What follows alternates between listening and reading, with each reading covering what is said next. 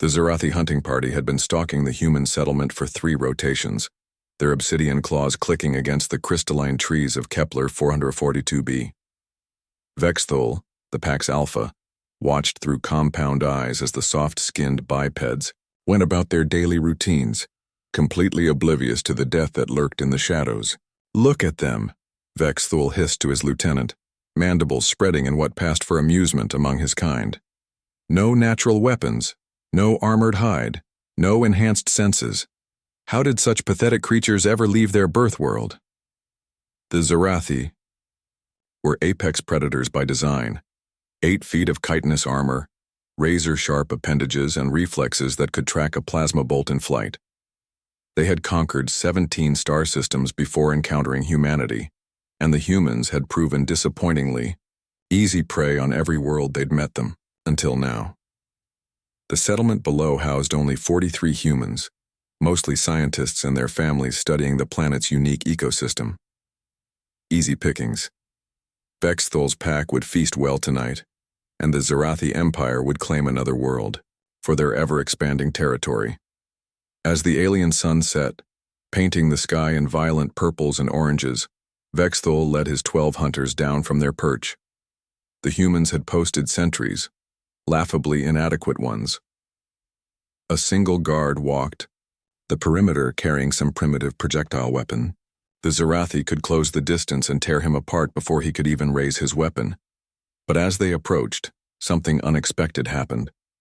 The human guard stopped walking. He turned directly toward their position, though they were still 300 meters away and completely concealed. "Evening, folks," the human called out in perfect Zarathi, his voice carrying clearly across the distance. "Beautiful night for a hunt, isn't it?" Vexthul's hunting instinct screamed danger, but his pride overruled caution. The human was bluffing, had to be. "Show yourself, prey. Face your death with what little dignity your species possesses." The human stepped into the open, and Vexthul got his first close look at their target. The creature was unremarkable, barely 6 feet tall, wearing simple clothing and carrying an ancient-looking rifle. But something in his stance, the way he held himself, made the alpha hesitate. "Name's Marcus Chen," the human said conversationally. "Former Marine, if that means anything to you. Been watching you watchers for the past 3 days. Have to say you're good at staying hidden, almost good enough." "Impossible," Vexthul snarled. "Your kind lacks the sensory capability to track a dozen 8-foot bug monsters through crystal forest?" Marcus shrugged. "Maybe, but you left quite a trail. Broken branches at exactly 8-foot height. Claw marks on the trees. And that clicking sound your joints make carries further than you think in this atmosphere." The pack began to spread out, muscle memory taking over. Standard hunting formation, surround and overwhelm. But Marcus seemed unconcerned, even as 12 of the galaxy's most efficient killers began to encircle him. "Here's the thing about humans," Marcus continued, checking his rifle with practiced ease. "We're not the strongest or the fastest or the most well-armed species you'll ever meet. But we have one advantage that's served us well since we were throwing rocks at mammoths." Vexthul tensed, ready to give the attack signal. "And what might that be, Softskin?" Marcus smiled, and for the first time in his long life as a predator, Vexthul felt a chill of genuine fear. "We're really, really good at killing things that want to kill us." The attack came as Zarathi attacks always did, lightning fast and overwhelmingly violent. 12 hunters struck simultaneously from different angles, claws extended, mandibles spread for the killing bite. Marcus moved, not with the desperate panic of prey, but with the fluid precision of something that had been killing since before. It could walk upright. His rifle barked once, twice, 3 times in rapid succession, and 3 hunters dropped mid-leap, their chitinous skulls cracked like eggs. He rolled left as Vexthul's claws whistled through the space where his head had been, came up firing. Another hunter screamed and fell, ichor spraying from a wound that should have been impossible to inflict with such a primitive weapon.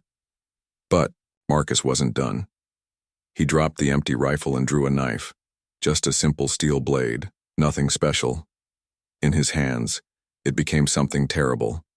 He moved between the remaining hunters like water, never where they expected, always where they were weakest. The blade found gaps in chitin armor that most species didn't even know existed. Vexthal watched in growing horror as his pack, his perfect, unstoppable pack, died around him. Not from superior firepower or technology, but from sheer, ruthless competence. The human fought like something born from a death world. Every movement, calculated, every strike precise. When the last of his hunters fell, Vexthal found himself alone with the human. His compound eyes tracked Marcus as the creature calmly wiped his blade clean on the grass, not even breathing hard. "You want to know the secret?" Marcus asked, seemingly reading the alien's thoughts. "It's not that we're peaceful. We've been telling everyone that for so long, I think we started believing it ourselves. Truth is, we're the most successful predators our world ever produced. We just got good enough at it that we could afford to be civilized." Vexthal's legs trembled. For the first time in his adult life, he wanted to run. But there was nowhere to go. The human stood between him and any possible escape route, and those calm eyes tracked his every movement. "Your pack was good," Marcus continued conversationally. "Excellent coordination, solid tactics. On 99% of worlds against 99% of species, you'd have won easily. Unfortunately for you, humans aren't most species." The Zarathi Alpha dropped to the ground, pressing his chitinous skull to the earth in a gesture of absolute submission. His species' most ancient instinct had taken over. When faced with a superior predator, yield completely or die. I surrender," Vexthal whispered. "I pledge my life to your service, Apex One. My claws are yours to command."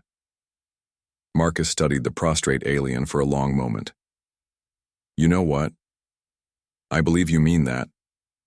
Question is, what am I supposed to do with a pledge of fealty from a bug the size of a small tree?"